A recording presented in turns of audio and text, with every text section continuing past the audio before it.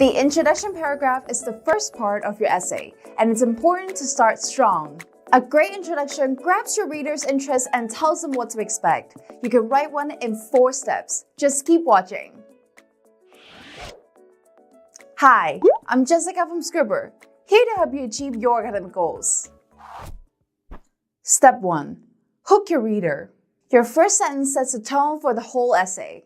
This sentence is often called the hook because you want to catch a reader and reel them in. Avoid long and dense sentences. Start with something clear, concise, and catchy that will spark curiosity. So you're writing an essay about the history of the Braille writing system. We want to start by saying something like, Braille was a very important invention.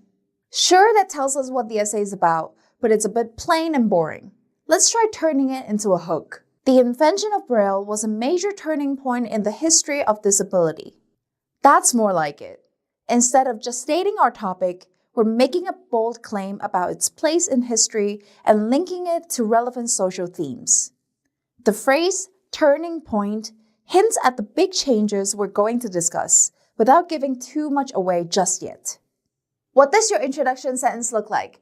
Pique my interest in the comment below. I'm curious. Step 2. Give background information. Next, give your reader the background they need to understand your argument.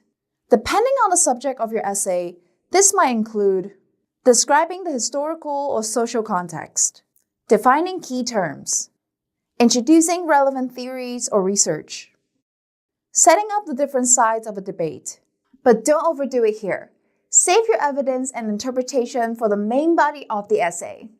In our Braille example, we first introduced the topic.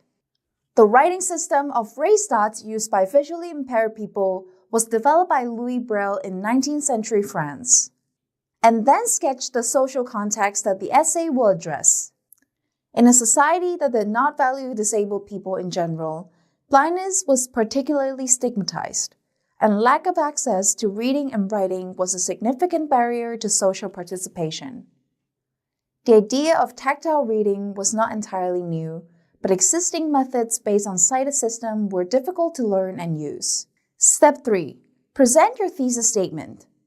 Now it's time to narrow your focus and show exactly what you want to say about the topic.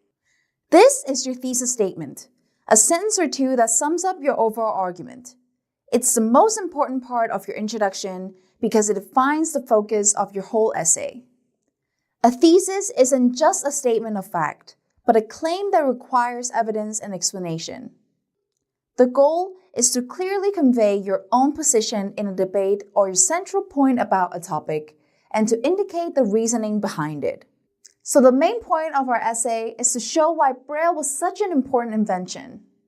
The thesis statement sums up the 2 stages of our argument: the innovation of a writing system made for blind people and the social changes it facilitated. More about thesis statement in our next video on this playlist. But don't head on over just yet. We got one more step to go. Step 4. Map your essay structure. Particularly in longer essays, it's helpful to end the introduction by signposting what will be covered in each part. Keep it concise and give your reader a clear sense of the direction your argument will take. In our example, we map out the 3 main parts of the essay: the pre-Braille situation, the development of the invention, and the consequences. By the way, even though the introduction comes at the start of your essay, you don't always have to write it first. If you're stuck, feel free to work on the rest of the essay and come back to it later. Just make sure you've got your thesis statement to guide you. Click this video next to learn how to write a strong one. I'll see you there.